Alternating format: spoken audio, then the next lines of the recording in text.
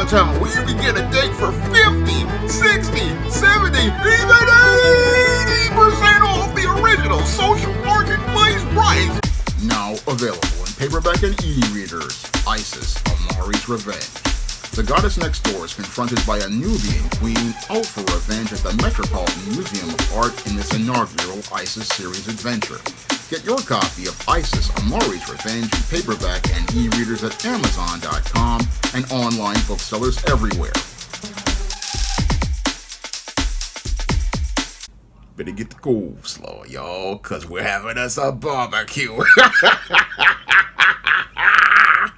Actress Halle Berry says that she's open to being part of a Catwoman sequel. Now, 20 years ago, Halle Berry starred in an adaptation of Catwoman that was nothing like the comics, and this film basically was cooked and roasted before it got to the box office, where it became one of the biggest flops of 2004. Now, 20 years later, Halle Berry has been talking all about this Catwoman movie that basically flopped. She recently did a pictorial of herself to celebrate the 20th anniversary of this box office failure, and recently went on the Tonight Show with Jimmy Fallon to talk about an alleged resurgence of this film. Now, according to Halle Berry, she says that children have found this film, Catwoman, on the internet, and they love it, and goes on to say that it's vindicating because now they're saying it was cool, and one's wondering what the heck was everybody's problem with it. Well, as a comic fan who has been a fan of comics since he was 4 years old in the 70s, I can tell Halle everybody's problem with that Catwoman movie in 2004 was that this Catwoman film had absolutely nothing to do with the character from the Batman comic, Selina Kyle, and had nothing to do with the source material. And from a business perspective, most people in the entertainment industry had a problem with this film because this was not a film that was really meant to be a real serious tentpole film for a studio. No, it was just a cash grab for the producers who were looking to get money as related to the green light that they had gotten for this project. And they basically were using Halle Berry as a useful idiot to be able to grab that cash. Because the original whole green light for this project was for a solo Catwoman film that starred actress Michelle Pfeiffer, and it was supposed to be a spin-off of the 1992 film Batman Returns. However, due to the film not being able to get a script together, Michelle Pfeiffer basically passed on the project, and as she passed on the project because they couldn't get a script together, the Catwoman movie wound up in what we call in the entertainment industry development hell. And as this film wound up in development hell for over 10 years, what happened was they commissioned a lot of scripts to try to get this film into production, but they couldn't really get anything to go until they eventually found a useful idiot in Halle Berry, and they got this useful idiot basically because what they wanted to do was finally be able to get that cash released so that they could get this production into development. Now, they had tried to offer this Catwoman script to several other actresses, and those actresses passed on the project because they saw that the film really was not developed around the original character Selina Kyle from the Batman comics or based on the source material of the Batman comics, and those actresses passed on the project because they saw that the project wasn't going to be one where they could play the Catwoman from the comics. Moreover, they also saw it as something that would not be good for them because they couldn't usually use this role to be able to get other roles. However, Halle Berry's manager at the time and her agent, basically they were looking at this as a cash grab for themselves, and as they looked to get their 10% and 15% off the top as related to the $15 million salary that was promised to Halle Berry, Halle wasn't really thinking about the quality of this script or the optics as related to this character.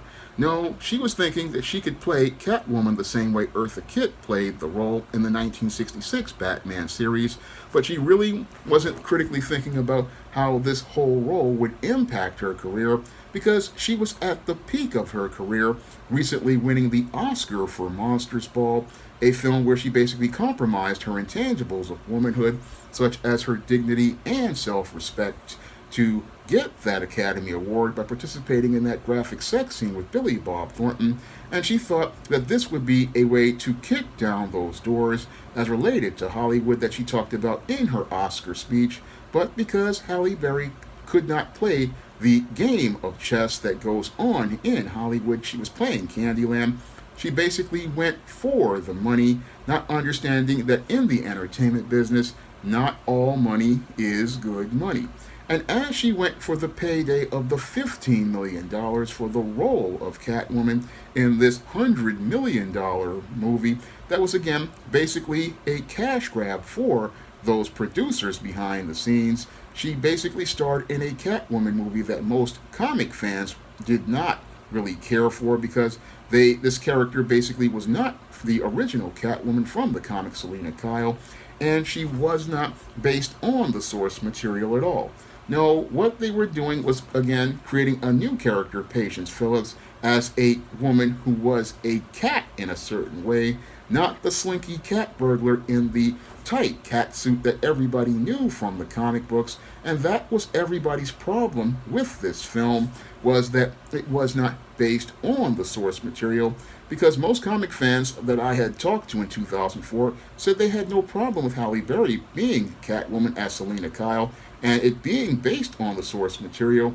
No, their beef was with Warner Brothers producers, who basically were making this film to be a cash grab for themselves and having no respect or regard for the source material.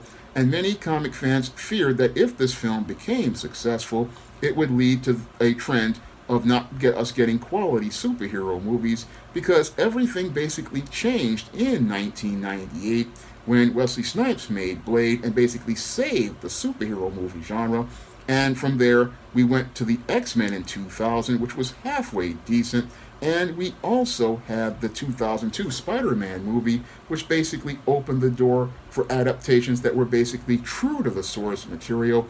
And with the success of 2002's Spider-Man, many comic fans did not want to take that step back to derivative adaptations of superhero movies, and they did not want to take that step back to really poor quality superhero movies that we used to see, such as the Superman for the Quest for Peace, or Batman and Robin, or the Incredible Hulk Returns, where we get the characters, but they are not looking like themselves from the comics, and there's no effort to make it look like the comics. And Catwoman, in and of itself, was a step in that direction, and that's what alienated the base of comic fans out here, including myself, because after the success of 2002's Spider-Man, and us basically seeing a comic book come to life, many comic fans did not want to see this Catwoman movie come out and derail that aesthetic of making comic book movies that look like comic books. And that's what many people were angry about as related to Halle Berry's Catwoman. And you have Halle Berry saying, oh, she's wondering what everybody's problem with it. Well, again, this comic book movie wasn't from the comics. It was just a hacked together story put together by bad writers. And they basically found a director who basically had stars in his eyes Patoff, who had no experience, and that whole being a part of this film derailed his career and Halle Berry's. But 20 years after this movie wound up failing at the box office and getting Halle Berry a Razzie to go along with her Oscar, we have Halle Berry talking about how she's interested and open in directing a Catwoman sequel.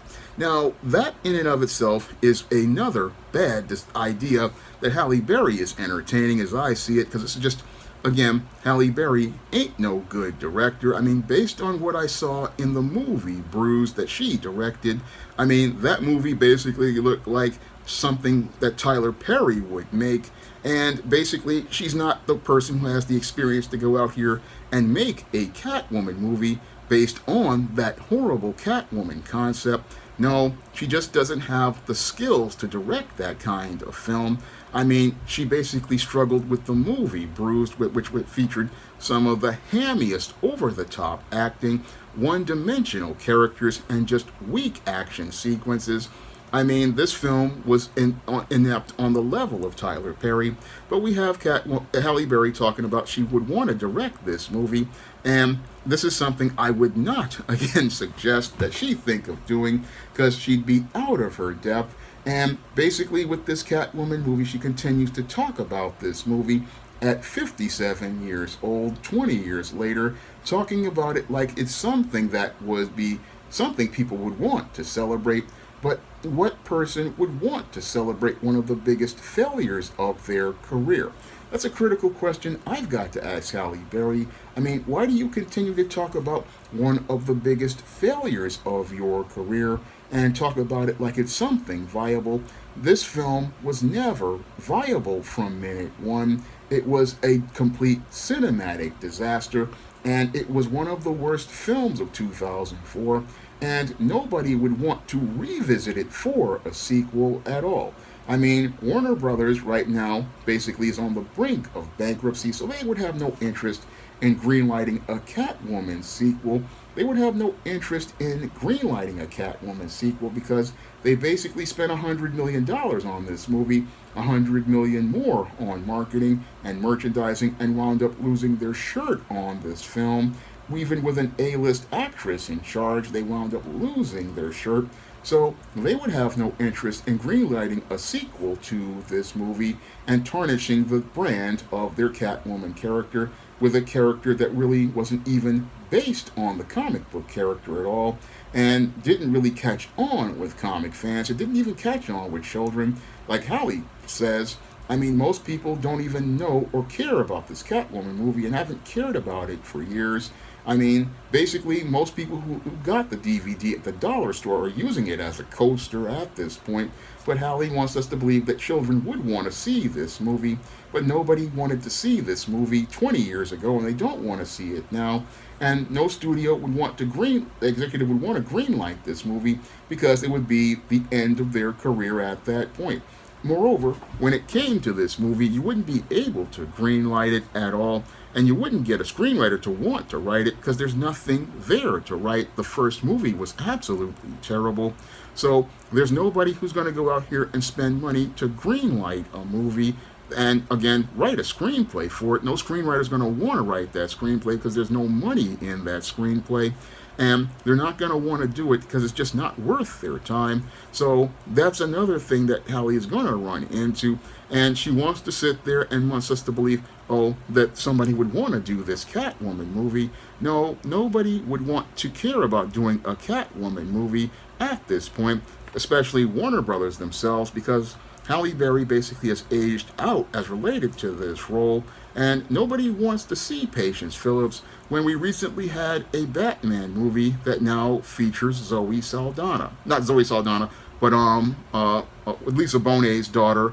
It's Lisa Bonet's daughter, and Lisa Bonet's daughter, Zoe Kravitz. Zoe Kravitz is now in the role of the Catwoman, so people really don't care about Halle Berry's Catwoman when they've got Zoe Kravitz in the role in those films made by the guy who made Planet of the Apes. So people really don't care about Halle Berry's Catwoman. She's basically an irrelevant footnote in history, but we've got people out here trying to make it out like Halle Berry's Catwoman is something people still care about. No, this isn't one of those films that's so bad it's good, like The Last American Virgin, that eventually, after critics panned it, turned into a classic. No, The Last American Virgin basically was one of those films that basically became a classic because it told the truth about relationships and dating. But with Halle Berry's Catwoman, this is a film that basically became irrelevant in the world of comic fans, and it became irrelevant because there's just far better superhero movies to watch rather than watch this complete piece of garbage. And people keep talking about this movie, talking about it and trying to make some hype around it. But this film became irrelevant in 2004. And by 2008, when the Marvel Cinematic Universe came along, The Halle Berry Catwoman was a movie nobody really cared about at this point.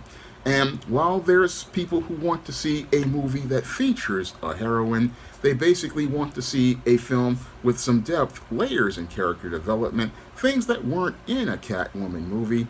And what people want to rather see that being made with an original character or another type of character from possibly the other types of studios out here. And nobody wants to think about doing a Catwoman sequel because the first movie was trash all around. Now, if you want to pick up some of my stories that feature great heroines, you can pick up the books of the ISIS series, the Esteem series, the books of the Spinsterella trilogy, or my vampire novel Eternal Night, and all of those books are available with better stories than the ones in Catwoman on Amazon.com, and you can pick those books up in paperback and Kindle format, and you can also find them in digital format at other online booksellers like Google Play and the iBookstore and Smashwords, and you can also find them in paperback at other online booksellers like Barnes & Noble, Walmart, and Target. And if you'd like to see me make more videos taking celebrities to the barbecue, you can send a donation to the Patreon, the PayPal, or the Cash App by clicking the links in the description box. That's all I have to say for this video. You can comment, rate, and subscribe.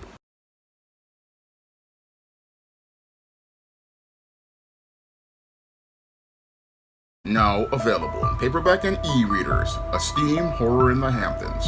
The aspiring angel tries to escape a house of horrors in this action-packed, all-new Esteem series adventure. Get your copy of Esteem Horror in the Hamptons in paperback and e-readers at online booksellers everywhere. Now available in paperback and e-readers, ISIS Revenge of the Cyber Goddess. The goddess next door takes on the threat of a deadly digital diva driven to destroy the world in this action-packed, all-new ISIS series adventure.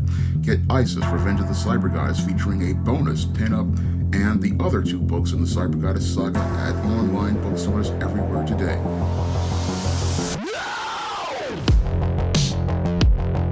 Support Black-owned and Black-operated digital broadcast media. www.niceradionetwork.com. Nice Radio Network broadcasting 24 hours a day, 7 days a week.